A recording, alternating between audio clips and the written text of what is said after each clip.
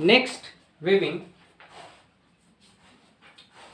Weaving of fabric is similar to weaving two sets of string on paper as shown an activity. Okay. When you see figure 3.7, you have two type of pattern. One is in green color and second is in red color. Just arranging the thread of cotton into a fixed pattern and make a cloth. This is done on loom, and these are earlier hand operator hand loom or power operator power loom. Cotton cloth is soft and lets air in and it absorbs sweat. So we consider that cotton is used in summer season.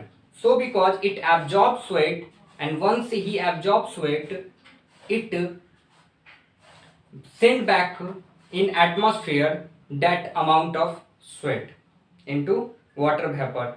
Okay, so a cloth that lets air in is said to be breath, and the advantage of cotton cloth is that the sweat it absorbs evaporates because of the air it breathes. This results in the cooling down of the body.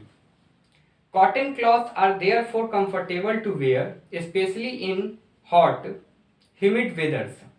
Denim, a type of durable cloth used to make jeans, is made up of from cotton.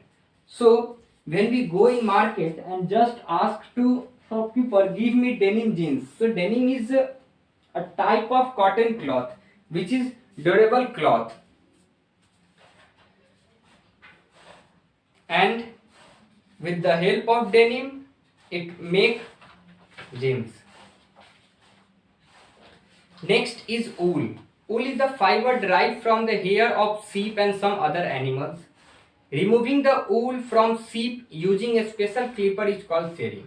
So shearing is a process of removing of fibers, hairs of animals is said to be shearing. After shearing, the wools are packed in bales and transported to the mills. In mills, they convert into thread, yarn, and then it convert into sweaters and it extra. Wool is very useful in winter season.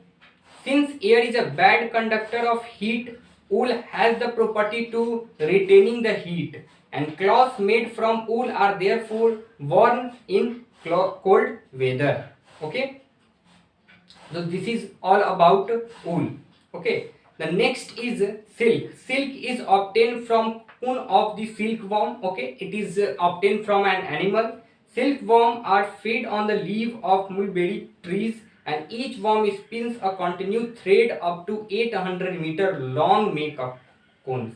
And these cocoons is boiled in water to kill the silkworm and the want to get silk fibers, and the rearing of silk farmers from the production of silk is known as sericulture. So there some processes are there. In cotton we talk about ginning, GINNING, spinning, SPINNING, again weaving, WEVING, then after shearing in wool and sericulture in silk. So these are the process. We have to remember the definition of these processes in your notebook, and then after remember it. I repeat all the process whatever we study in this chapter.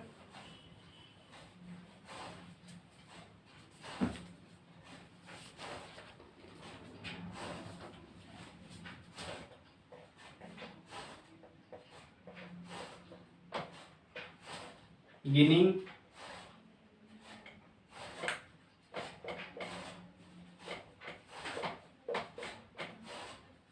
spinning,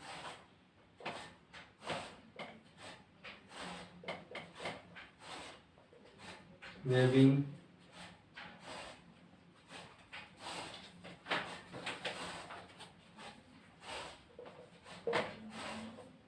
wool, not wool, not wool.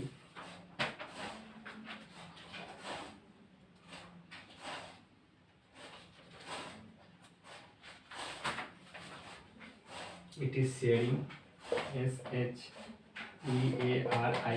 shearing, and next is sericulture.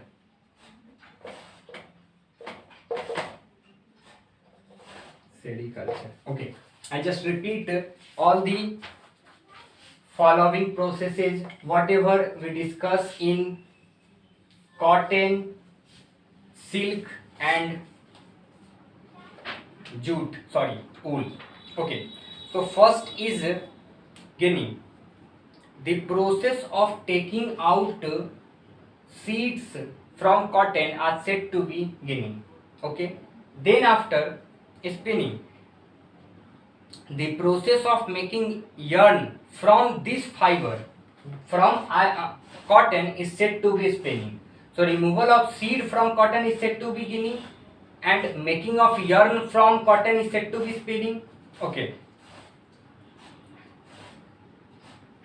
Fabric is made up of two set of yarn, one set and two set. Just we arrange into a pattern, and arranging into two pattern of the fiber is said to be weaving.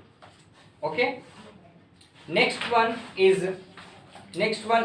shearing. Removal of hair of animal from their body is said to be shearing. And sericulture, the rearing of the silkworm from the production of silk is said to be sericulture. Okay, you have to read this chapter carefully from page number 25 to 28. You need to read from starting cloth material history, fiber, cotton, wool and silk. Okay, in next lecture we talk about jute, synthetic fibers, and then chapter will finish. Okay, thank you.